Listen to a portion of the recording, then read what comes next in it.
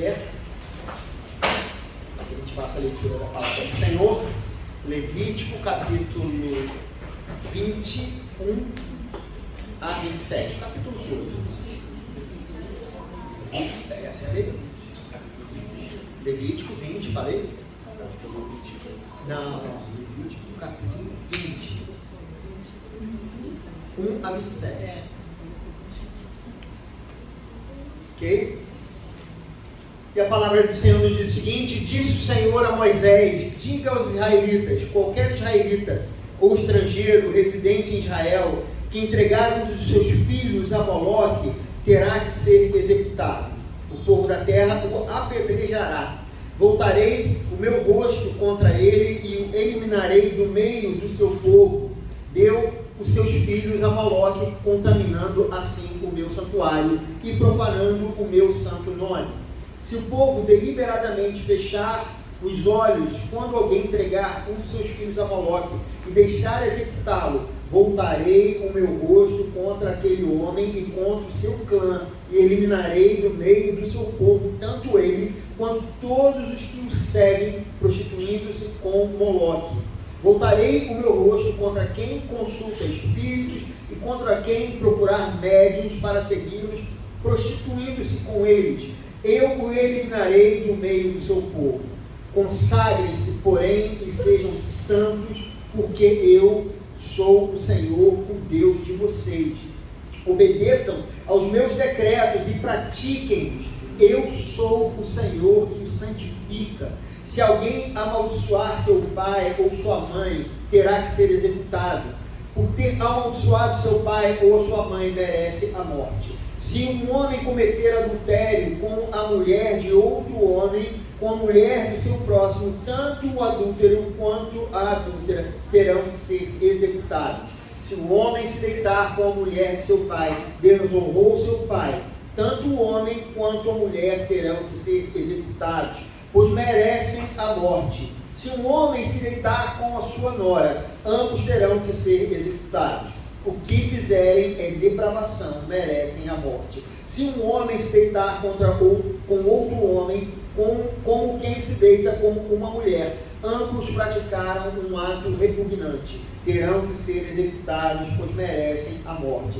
Se um homem tomar uma mulher e a mãe dela comete perversidade, tanto ele quanto elas serão queimados com fogo, para que não haja perversidade entre vocês. Se um homem tiver relações sexuais com um animal, terá que ser executado e vocês matarão também o animal. Se uma mulher se aproximar de algum animal para juntar-se com ele, vocês matarão a mulher e o animal. Ambos terão que ser executados, pois merecem a morte. Se um homem tomar por mulher sua irmã, filha de seu pai ou de sua mãe, e se envolver sexualmente com ela, pratica um ato vergonhoso, serão eliminados à vista de todo o povo. Esse homem desonrou sua irmã e sofrerá as consequências da sua iniquidade. Se um homem se deitar com uma mulher durante a menstruação e com ela se envolver sexualmente, ambos serão eliminados do meio do seu povo, pois expuseram o sangramento dela.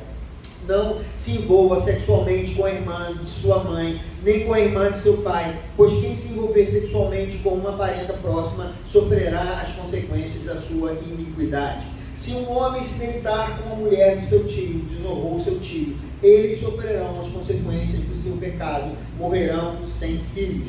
Se um homem tomar por mulher a mulher do seu irmão, comete impureza, desonrou seu irmão, ficarão sem filhos.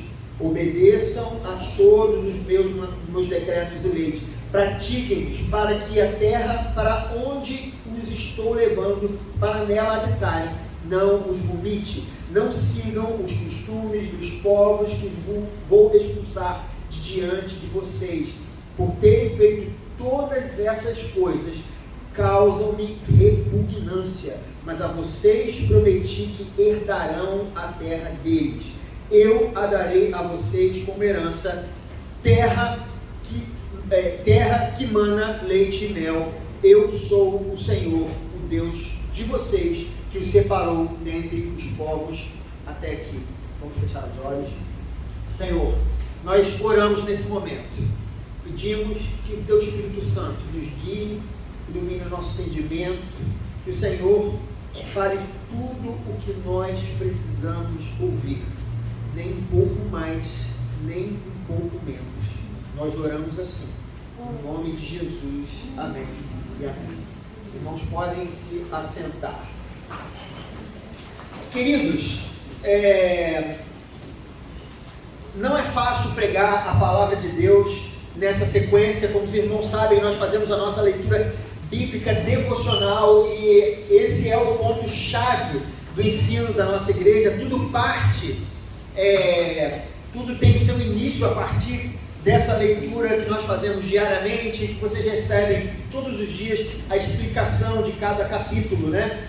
E esse livro de Levítico, ele é um grande desafio, porque bom mesmo, né, é pregar: o Senhor é o meu pastor e nada me faltará, por exemplo, ou então pregar algum texto daqueles mais conhecidos do apóstolo Paulo, ou do apóstolo Pedro, ou um texto específico do Evangelho, coisas que são mais fáceis, né, de administrarmos, digamos assim, que você não precisa de tanto estudo para que você reconheça a palavra de Deus ali. Nós estamos estudando na escola bíblica dominical sobre o trecho de nossa confissão de fé que fala sobre a palavra de Deus, e nós hoje dissemos que a palavra que a Bíblia, ela é a palavra de Deus, portanto, ela precisa ser autoridade na nossa vida. Nós não podemos simplesmente escolher as partes que nós desejamos ler e deixar de lado aquelas partes que nós não desejamos ler. Na verdade, a Bíblia, ela tem um ensinamento para nós. Ela tem uma mensagem que é necessária. Isso porque não é palavra do pastor, como eu orei aqui para vocês. Eu falei: Senhor, fala conosco, nem um pouco a mais, nem um pouco a menos, né? Porque a palavra de Deus, ela é exata, assim como a prosperidade de Deus, ela é exata. Muitas pessoas falam de prosperidade como tendo muito mais do que se necessita, mas a verdadeira prosperidade é aquela que o Senhor nos dá, aquilo que nós necessitamos. E a palavra de Deus exata é aquela que nós precisamos, e por isso nós precisamos do Espírito Santo para nos dizer qual é a mensagem que nós precisamos para cada dia. E por isso a gente não deixa de ler a palavra de Deus. A nossa leitura, ela vai de janeiro a dezembro, ela vai de Gênesis a Apocalipse sem parar, porque nós precisamos ouvir a palavra de Deus. A palavra de Deus, ela é algo extraordinário, não é algo corriqueiro, não é algo comparado a qualquer leitura épica, qualquer leitura gloriosa ou clássica da humanidade. Os livros de Platão, eles foram livros importantíssimos para o pensamento da humanidade, mas na verdade a Bíblia, ela é a palavra de Deus que nos transforma e que nos aponta o caminho para o Deus que nos salvou. E por isso, queridos, nós precisamos buscar o entendimento das Escrituras. E esse texto aqui é um texto que fala de muitas coisas que às vezes nos deixa até um tanto quanto incomodados.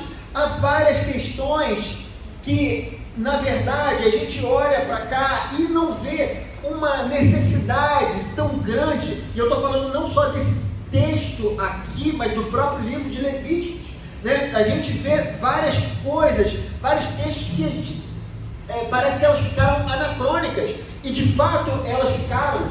Como em textos passados nós lemos sobre as questões relacionadas ao mofo, a maneira como ele deveria ser tratado, era uma questão de se resolver o problema indo ao sacerdote. Mas essas leis, por mais que sejam estranhas para nós hoje, porque nós temos uma relação diferente, isso muito por causa da ciência que abriu os nossos olhos e o nosso entendimento, né, para várias questões. Nós também, queridos, vemos que essa leitura de Levítico, ela nos dá esse incômodo, porque o que um sacerdote tem a ver com o mofo da nossa casa, ou com uma mancha na pele que nós estamos tendo? Mas nós precisamos ter em nossa mente que esse livro aqui, ele é uma continuidade da revelação de Deus. Nós temos falado isso tanto na nossa escola bíblica dominical, quanto também nos discipulados que eu faço no gabinete. Eu tenho frisado essa questão importante da revelação de Deus. Nós não conheceríamos a Deus se o próprio Deus não se revelasse a nós. E o que nós vemos é que a Escritura foi a forma de Deus dar ao homem um conhecimento a seu respeito, já que desde o Éden o homem perdeu a capacidade de discernir a Deus através dos seus próprios sentidos. Nós perdemos a capacidade de discernir a presença de Deus e definir quem é Deus. Por exemplo, eu vejo aqui uma estante e vejo um telefone celular e eu sei que ele está gravando. Eu consigo ter essa noção porque eu conheço isso aqui. Os meus sentidos, eles conseguem detectar isso que está diante dos meus olhos. Mas Deus está aqui, por exemplo, queridos, hoje, nessa manhã, mas nós não conseguimos vê-lo. Nós cultuamos a Deus apesar de nossa incapacidade de perceber a sua presença através dos nossos sentidos.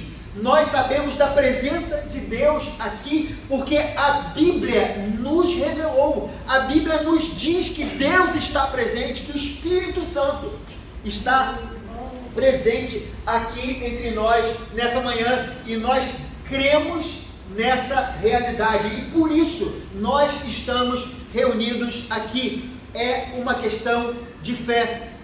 Amados, aqui nesse momento, o que essas pessoas que estavam aos pés do Monte Sinai, recebendo não só as leis de Deus, que eram os 10 mandamentos, mas também toda aquela série de leis, aquelas normas que eram o procedimento para que eles deixassem de ser o povo, a descendência de Jacó do Egito, e quando chegassem na terra prometida, eles se tornassem uma nação.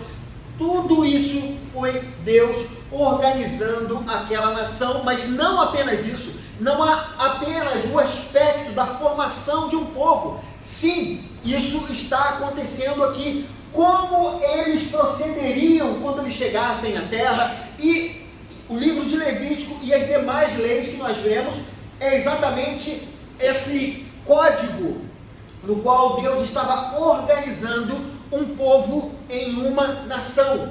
Então, existe esse aspecto que é importante, mas também existe um outro aspecto dessas leis que estavam sendo dadas.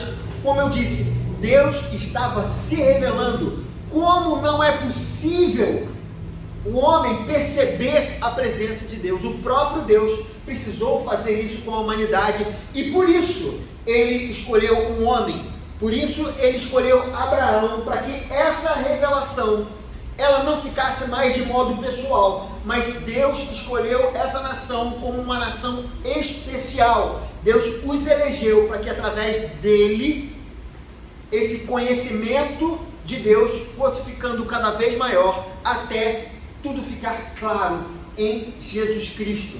O que nós vemos é que Deus estava se mostrando para esse povo. Deus estava falando um pouco de si, um pouco do seu caráter.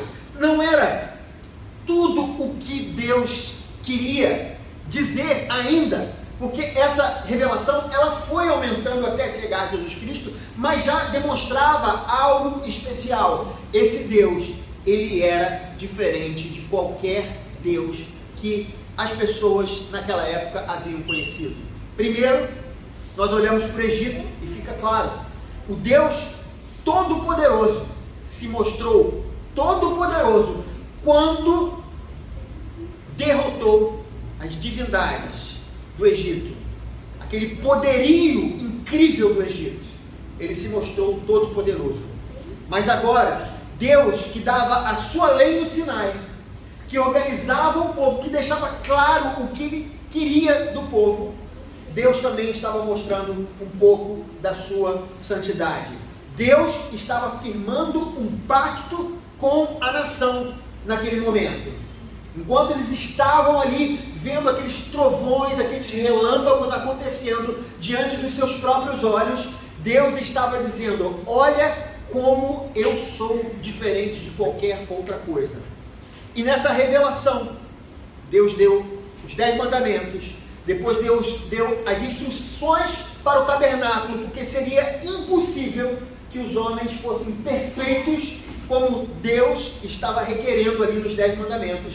Agora, em Levítico, Deus estava dizendo qual era o tipo de culto que ele queria, qual era o comportamento que Deus queria do povo de Israel, e qual era aquela medida, aquela comparação que eles precisavam fazer, que tipo de nação Deus queria. E o que nós percebemos é que Deus está deixando claro que Ele não queria que a nação de Israel fosse como as demais nações de Canaã. Ele disse no versículo 22, obedeçam todos os meus decretos e leis, pratique-nos para que a terra para onde eu estou levando, os estou levando, para nela habitarem, não os vomitem. E ele diz, não sigam os costumes dos povos que vou expulsar de diante de vocês, por terem feito todas essas coisas, causam-me repugnância.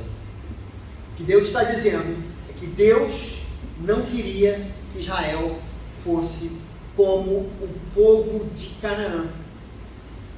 E, queridos, aqui, quando a gente lê, a gente não tem muita noção. Parece que Deus escolheu essa nação e simplesmente está dando uma série de normas, sem que isso tenha base em qualquer outra coisa. Mas não é à toa, meus queridos, que na época de Abraão, o livro de Gênesis nos fala sobre a questão dos pecados dos cananeus. Gênesis 19 fala sobre Sodoma e sobre Gomorra. Aquelas nações que viviam ali, elas, pela falta do conhecimento de Deus e por conta do pecado que habita no coração do ser humano, eles haviam se afastado de Deus de uma maneira tão forte, queridos, que eles começaram a ter aquele tipo de comportamento que era algo completamente abominável aos olhos do Senhor. Mas isso, queridos, não aconteceu do nada. A Bíblia, ela deixa muito claro que o problema do ser humano é o seu coração. Ela nunca escondeu isso. Pelo contrário, quando ela vai falando ali dos primeiros povos, quando ela fala que o homem sai da presença de Deus no Éden, por conta da sua escolha, do livre-arbítrio, e aí ele passa a habitar essa terra, o que a Bíblia vai deixando claro, que o coração do homem é tão somente voltado para o mal. Ele fala isso em Gênesis 5, o coração e os pensamentos do homem. Foi por isso, queridos, que a geração de Caim se tornou o que se tornou em termos de maldade. E a geração de Sete, que era uma boa geração, que havia buscado o Senhor, ela também teve o seu coração pervertido. Por isso, Deus pensou um homem chamado Noé e deu uma nova oportunidade à humanidade, dizendo, não, esse homem agora, por ser bom, a sua geração vai ser boa também. Mas não, o homem foi se conduzindo em direção à Torre de Babel, e ali, novamente, a maldade do homem, ela foi deflagrada. Quando, no momento em que Abraão é chamado, o mundo continuava completamente às escuras, completamente perdido, e o coração do homem continuava mau.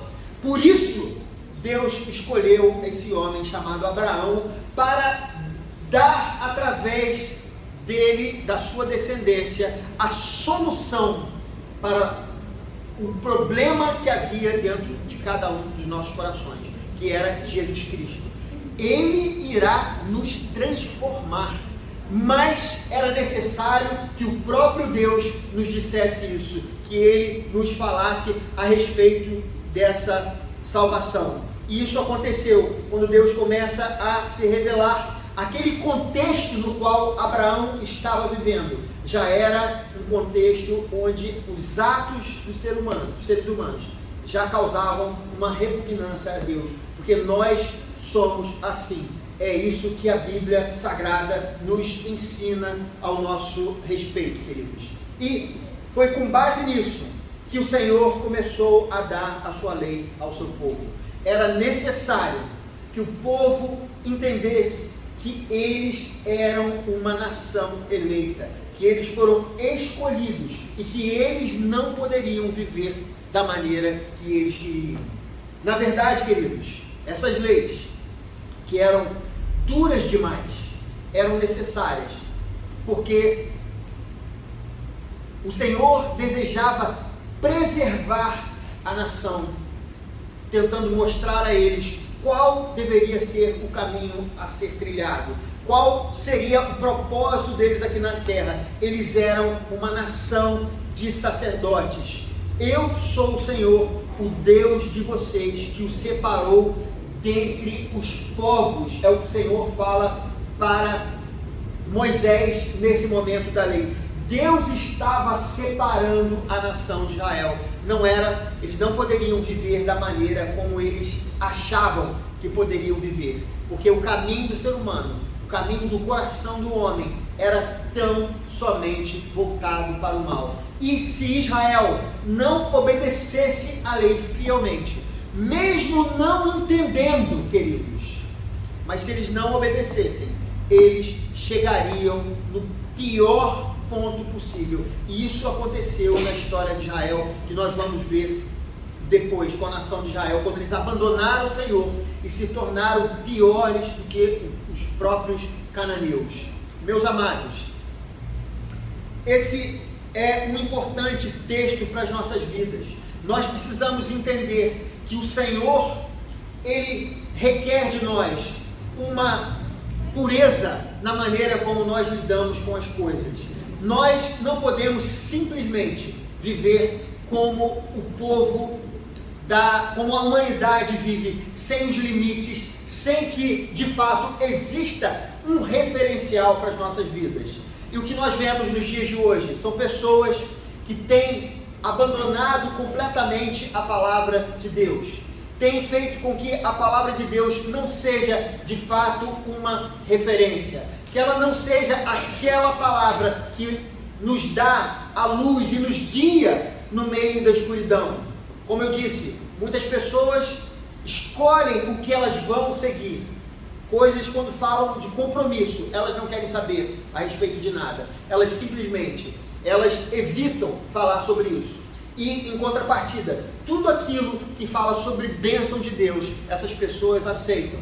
Elas querem. Elas se dizem comprometidas, mas só com as questões das bênçãos.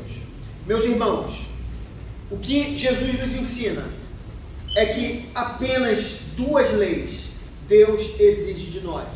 Como nós sabemos, as Escrituras Sagradas, ela é a revelação de Deus para nós, é o próprio Deus se mostrando quem Ele é através do seu Filho. E Jesus Cristo nos ensinou que a lei que nós precisamos cumprir é aquela lei que fala sobre o nosso coração, aquilo que está dentro de nós, que nós precisamos amar a Deus acima de todas as coisas e ao próximo amar o próximo como a ti mesmo, é o que a palavra nos diz. Queridos, eu queria falar uma coisa para vocês importante. Tudo o que nós fazemos que não procede da fé é pecado. Tudo o que nós fazemos que vai de encontro a essas duas coisas, ela é de fato um pecado.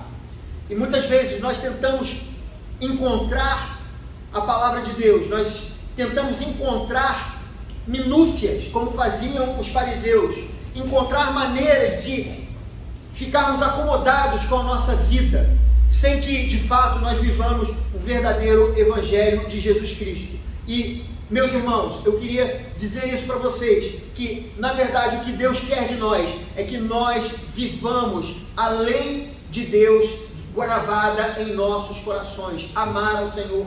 Todas as vezes que nós não fazemos isso. Todas as vezes que nós olhamos para nós mesmos, todas as vezes que nós decidimos andar segundo a nossa própria referência, nós estamos pecando contra o Senhor.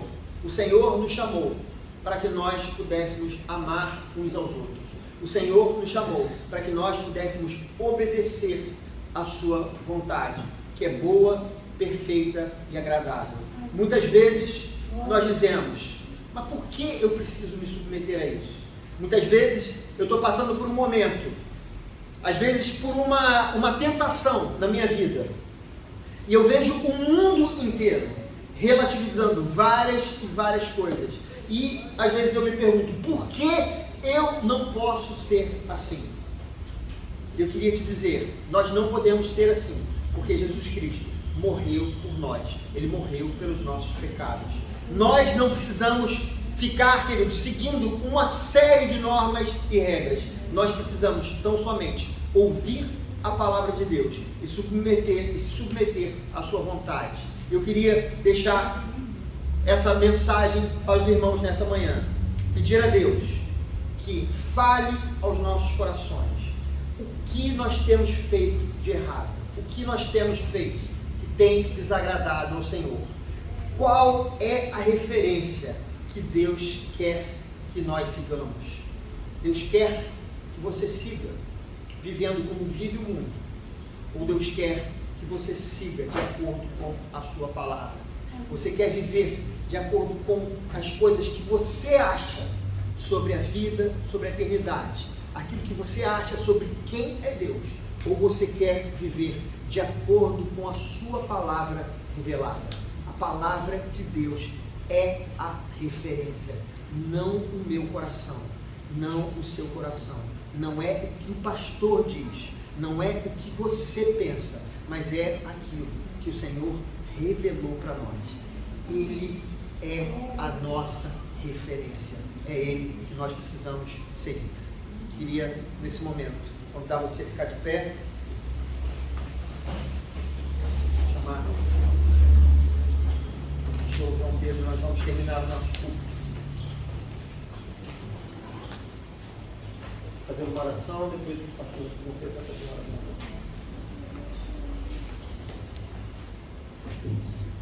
Senhor, nós nesse momento apresentamos a nossa vida diante de Ti. Nós sabemos das nossas imperfeições. Nós sabemos que o nosso coração, ele é enganoso. Muitas vezes, nós, Senhor, nos sentimos tentados pelo mundo. Tentados, Senhor Deus, pela vida. Tentados, Senhor, por tantas ofertas que nós vemos e ouvimos. E tantas vezes, nós sabemos que é difícil seguir o Teu caminho, porque nós precisamos fazer isso pela fé na Tua palavra, aquilo que o Senhor nos ensinou. E não é fácil carregar a cruz, não é fácil passar pela porta estreita, pelo caminho apertado, mas nós cremos que essa é a referência, essa é a Sua vontade para as nossas vidas. E nesse momento nós nos apresentamos diante de Ti, nós colocamos o nosso coração e nós dizemos: seja o Senhor das nossas vidas, conduza-nos em santidade, que o Teu Espírito Santo nos guie e nos ajude a viver conforme a Sua palavra, não conforme os meus próprios parâmetros, mas segundo aquilo que o Senhor nos ensinou, que é amar a Deus de todo o coração, alma e entendimento, e amar ao próximo como a si mesmo. Ajuda-nos e tem misericórdia de nós. Nós oramos, Senhor.